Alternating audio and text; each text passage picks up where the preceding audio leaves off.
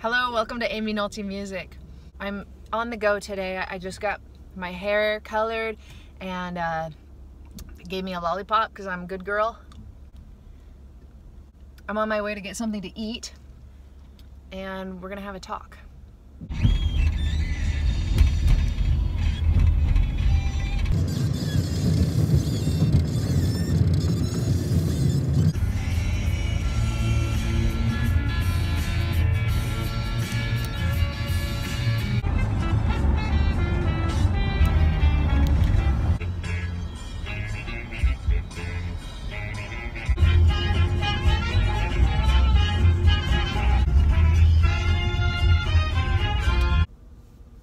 I have arrived at my destination, Natural Selection Healthy Grill.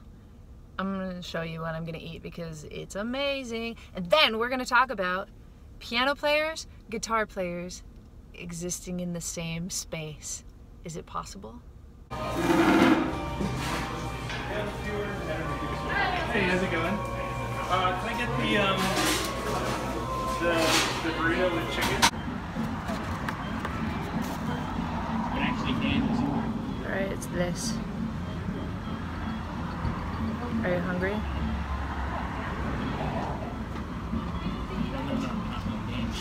I kind of think it's a little bit loud here, so I'll be back in a second. Okay, my food is gone, and I'm ready to talk. Now there's a long answer and there's a short answer to this. I'm going to give you the short answer first because I know that you might be really impatient. The short answer to the question, can guitar players and piano players comp at the same time, is no. They cannot. They take turns. This is the short answer. Why do they have to take turns? Think about what they're doing. If I'm the piano player, all I'm doing is playing stabbing kinds of motions to cover the chords as they change, and I'm improvising the rhythm in which I'm playing those chords. It's almost like taking a solo. You're never going to do it the same way twice. You're improvising every place that you place those voicings. Same with a guitar player. The guitar player is playing along, that's what they're doing. They're playing chord changes and they're improvising their rhythm. If both of you want to try that at the same time, how the heck are you going to predict what the other person's going to do? You're not. You're not. What if the guitar player decides to play on the and of 4 and hit it hard? And what if you have already decided to hit 1 hard? Boom! Oh, it's a mess. What if the guitar player decides to play the flat 9 on a chord and you decide to play the natural 9 on a chord? It's a mess. Don't do it. What do you do if you show up for a jam session and you're the piano player and you sit down and there's a guitar player that they've also called up?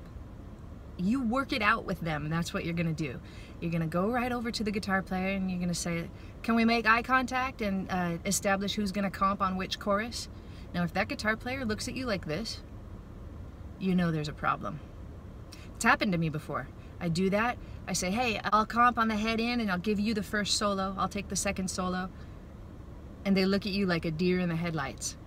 And then you think, there's no time for this. And you sit down and you play because everybody's expecting you to sit down and play in a hurry.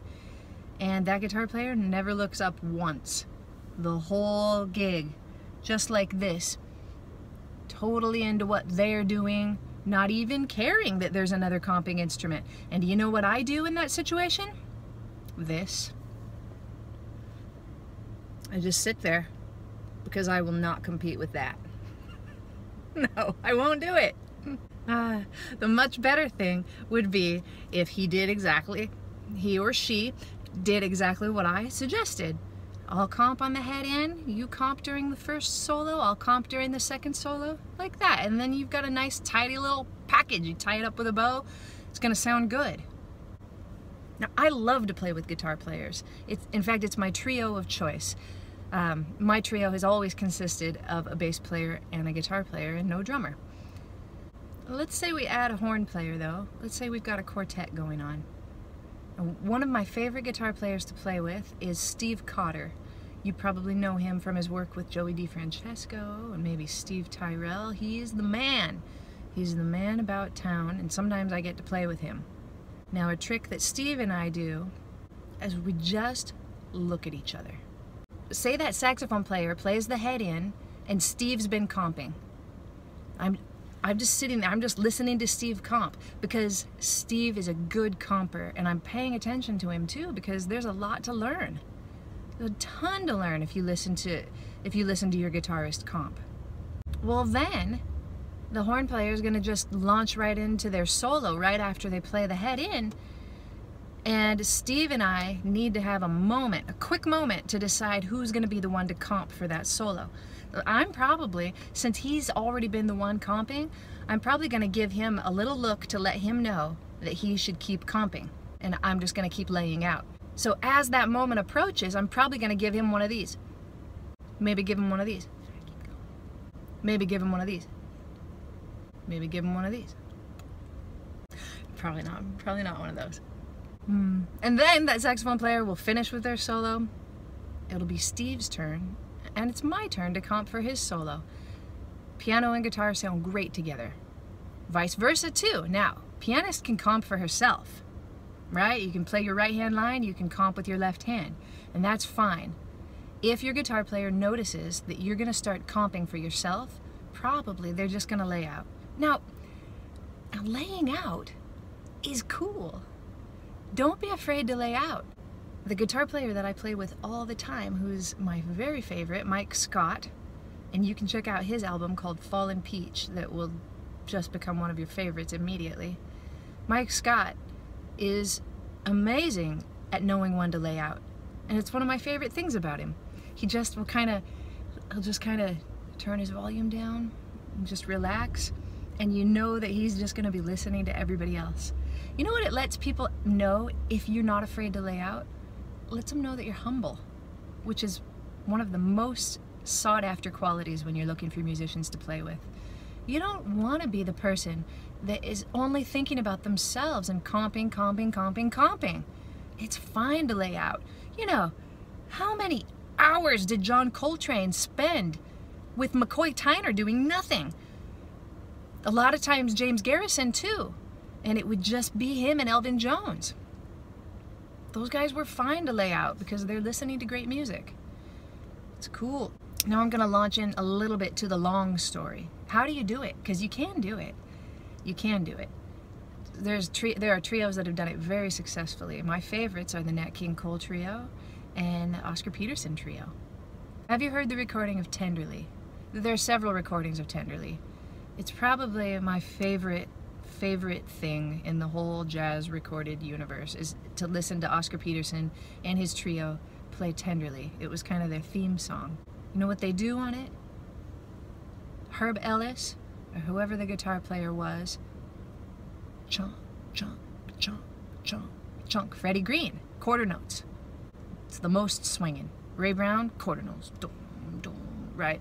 So they've established this beautiful, nice groove. And Oscar Peterson knows what Herb Ellis is going to be doing. He's going to be playing quarter notes. So Oscar comps for himself the whole time. Block chords, beautiful drop two voicings, runs that take up the whole piano. He can do whatever he wants because Herb Ellis is predictable. So when Mike and I play together, that kind of sounded like Mike and Ike, we work it out beforehand. Sometimes I'll say, Mike, will you be Freddie Green for this whole tune? And he'll say, yeah. Except for when he solos or something. And then I can comp. I can play all of the stabbing kind of anticipation kind of voicings I want because I know what he's doing. Now, here's the other thing we do. Sometimes a tune will start and I'll just point to him and be like, you got it. And then Mike's comping. And I'm singing, right? What if I'm the one, I'm doing the head in, I'm singing it. If Mike is comping, I'm pretty much going to lay out on the piano. But I'll tell you the thing that I do is I'll play little fills.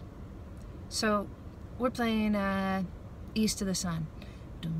East of the sun, and west of the moon. Mike's comping. We'll build a dream house of love, dear. Me, octaves. He's comping. Just wherever there's a little hole, I might just give a little something tasty. That's all. Diana Krall does it all the time, just like that. She's got her guitar player playing and just a little something tasty here and there. It's really, really nice. So those are two ways that you guys can comp together and sound great. And don't forget also, this is I'll slip this in because I forgot it. You can do the exact same thing but the opposite. So your guitar player can do fills while you comp. So then you just get to comp like normal, and then in the holes, the guitar player plays his little lines. It could be like Wes Montgomery and octaves, or just little single lines. It's really tasty. What happens on the bass player solo? Bass player's gotta take solos, much as you hate to admit it. Just kidding. I love a bass player solo.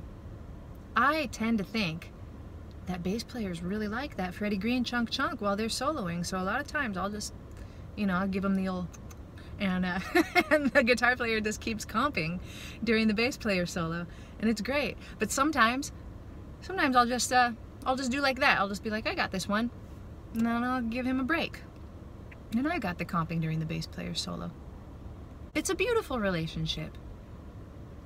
It can be an awful relationship if you don't have the right people. But if you've got people who have a great attitude, are willing to listen to each other, are willing to let each other shine, you're gonna have a beautiful situation. And if you've got a piano player and a guitar player, it's gonna be great. Everything's gonna go really smoothly. If you guys have ideas about how you exist with your fellow comping instrument, it might even be the vibes. Same thing goes with vibes. Let me know. I'd love to hear your ideas too. So get out there and do it. Remember, when you're on the jam session, you work it out ahead of time. We don't want any of this. Not on the bandstand anyway. All right, everybody, you guys have a great day. Thanks for watching Aimee Nolte Music. I'll see you next time.